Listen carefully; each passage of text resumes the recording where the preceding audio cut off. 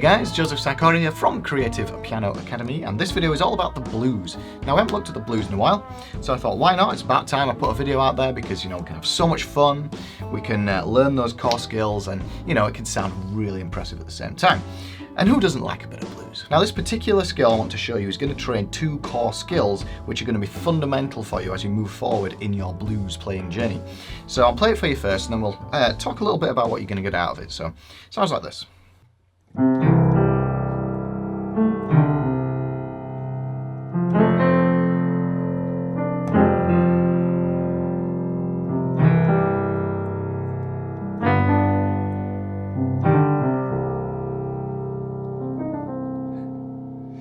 So I'm not going to pretend that this is original or anything like that. I've heard it somewhere, on some old school blues films or something. It's just lodged in my head. So if you know what that is, please let me know. But essentially, it's just I've just dragged it from the recesses of my memory, played it, and I want to show you because we're going to learn some really interesting techniques here. Now, it's really important to go over just a few things before we learn this, so you understand the benefit and you understand what we're actually doing here. When we first start learning the blues, we start using the pentatonic scale. All right, this is typically what we start out with. We start with this 5-note scale, which would be C, E flat, F, G, B flat, C, and the next stage after that is we normally add in this F sharp, which we call the blues note, okay, or the blue note. So we get this kind of a sound, and we can have some real good fun with this scale, and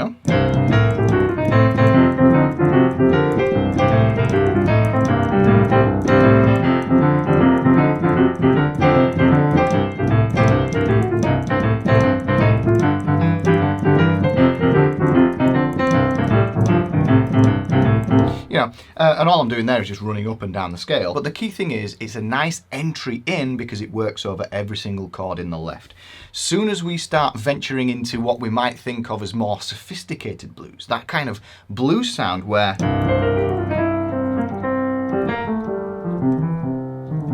it sounds a little bit more interesting.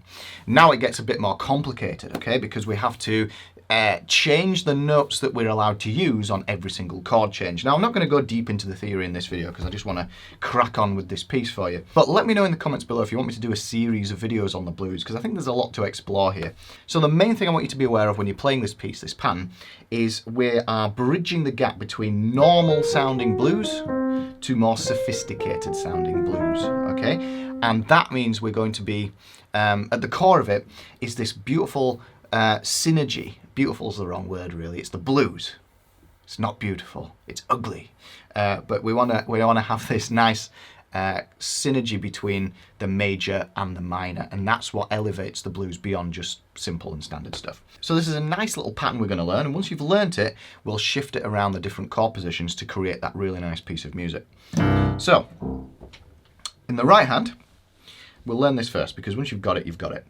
We're going to start out in this position right here, okay? So we've got the thumb on the C, little finger on the G, and the first thing I want you to do is strike the C with your thumb, and it's like a pickup note. So we get this 3, 4, okay? 3 and 4 and 1, okay? And on the 1, we've got this drop, all right? This pullback, this drop, and this is one of the two techniques I want you to master in this riff, because these two techniques I'm going to show you, they'll help you out so much when you move into more complex blues. And that is, you're going to strike the E flat with your third finger, and you're going to pull back onto the E. And we get this transition between the minor third to the major third, like this. And that's what we get, okay? So it's a C, and then you strike the E flat, and you pull back to the E with that third finger. And then your little finger drops onto the G. So for timing, we get this. 3, 4, 1, 2, okay? And then, so that's 1, 2, strike the G again, okay? And then it's the same rhythm, so we get third finger drops. This is slightly more difficult, okay? And this is, I want you to really practice this. The third finger drops onto the E flat, and the second finger drops onto the D, and we get this brum, brum transition. We get this okay? And it's quite difficult. When I teach this to beginners, or when I teach this first, you know, when you first start this, you might find that you come down together like this. That's absolutely normal. So what I want you to get used to is this turn between the E flat and then straight away onto the D, like that. And we can drop down, brum, brum. The third finger drops, instantly the second, bang, yeah? Okay? So we get this. It's like a reverse, isn't it? We're going up and then down, yeah? I'm using the pullback and the drop. In the left hand, all you're going to do is you're going to play octave Cs. And if you've got a keyboard that'll handle this, if you just plonk those octave Cs right down here to give that epic, you know, grounding down in the bass, then it will sound really epic. Now, here, the C drops on the E flat when you strike the E, sorry, because that's the first beat of the bar. So if I count you in, we get this. 3, 4, 1, okay? And you don't really need to worry about anything else in the left, just keep that held down. You can put the pedal down if you like here as well. So it sounds like this, 3, 4, 1, 2. Okay? If you are using the pedal, make sure you release and press on this second half. Okay? So it's coming down on the E, and then it's lifting up on the E flat and straight back down again. Okay, if you look on the little tutorial view, you should see a little green light in the left in the left halfway down. That'll show you where I'm lifting the pedal on this. This is quite important. Otherwise, if I keep it down, you know, it just sounds a little bit muddy. And that is essentially it. Okay. So once you've got that, we'll shift this up to the F position, okay?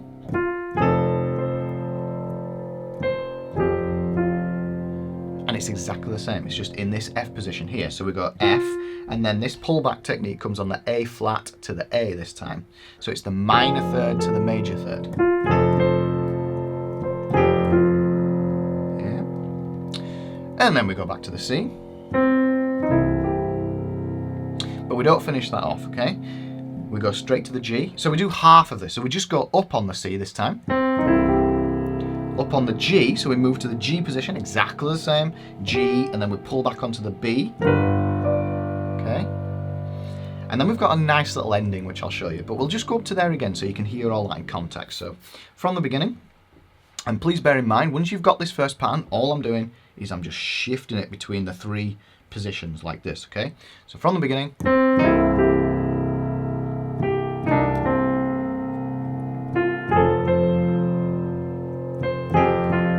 and down, back to the C, just up, then the G, okay? And now we just need to finish it off, and all I'm doing here is like that. So all I'm doing here is I've got this E flat, D and C, okay? So you could end coming down on the C, just like from the other half, the second half of the C pattern, but I just think it sounds nicer doing it like that, okay? So from the G, let's go from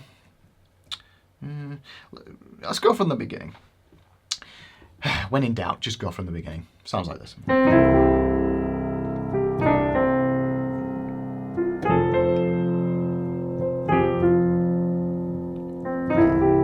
2, 3, 4. So it all happens in the middle of that 3 and 4, doesn't it?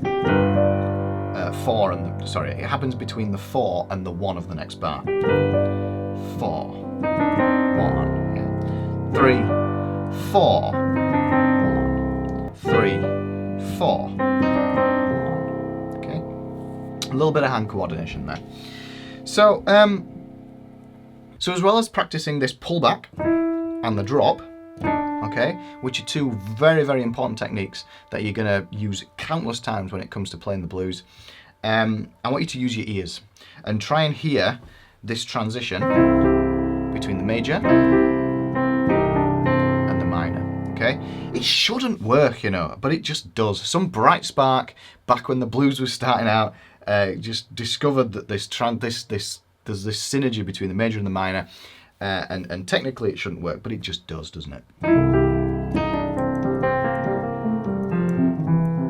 It just sounds amazing. It just sounds so cool.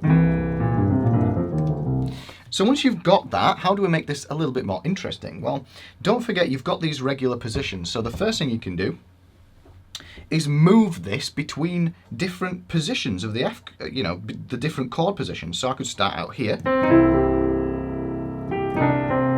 And then instead of going, you know, moving my whole position upwards, I'll move my left hand up, I'll move my right hand down. Now it sounds a little bit different, yeah?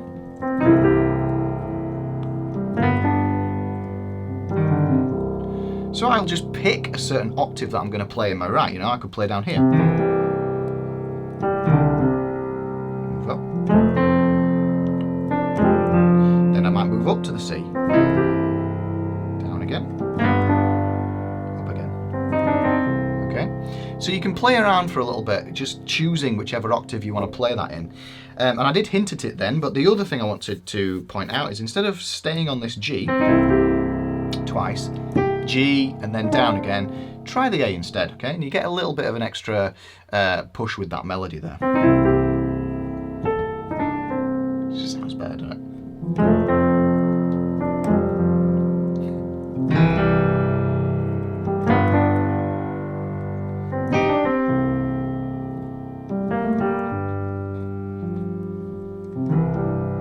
This is also one of those riffs that is more free time as well, okay? So you don't need to stick to a regular time. You could just be in a bit of a flow with this and forget about a pulse, all right? You don't need that. You can just be.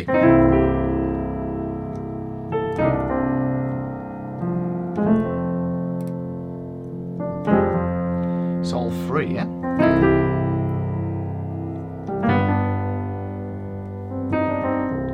Do what feels right. Follow the intuition, follow where the music wants to go rather than stick to a rigid beat. One last little thought you can do with this is you can put it to a beat and you can just play it boogie woogie style, you know, just set yourself off with this left hand chop.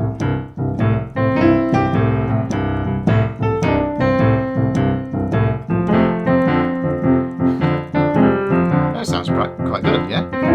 Now it's just a little blues pan, boogie woogie pan.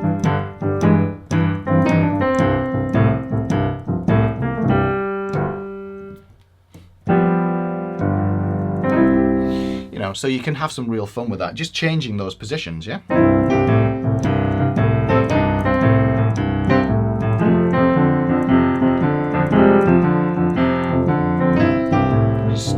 Changing those positions, sticking to the same pattern.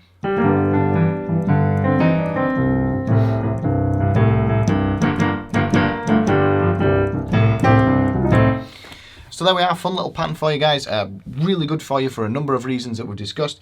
Particularly I want you to get used to this drop, the pullback and the drop, okay?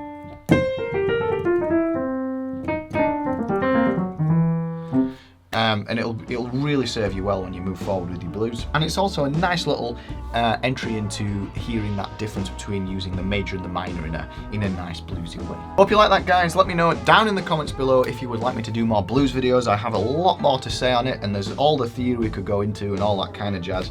So do let me know in the comments if you want me to do a little blues series. Check the information box down below for a bunch of free goodies. I've got several things down there, including one that's specifically about a right-hand blues pattern. Really, really good for hand coordination. Real good fun to play, so check that out. Sheet music and guidance notes are, of course, available on patreon.com. You can head to patreon.com/Creative Piano Academy. Support me on there, and you'll get loads of sheet music and guidance notes for a lot of videos that I've already put up. I hope this video opens up the world of blues to you. If it does, then make sure you like this video. Also subscribe to the channel, as well as smashing that notification bell next to it so you know when I upload new videos. And of course, I will see you in the next video.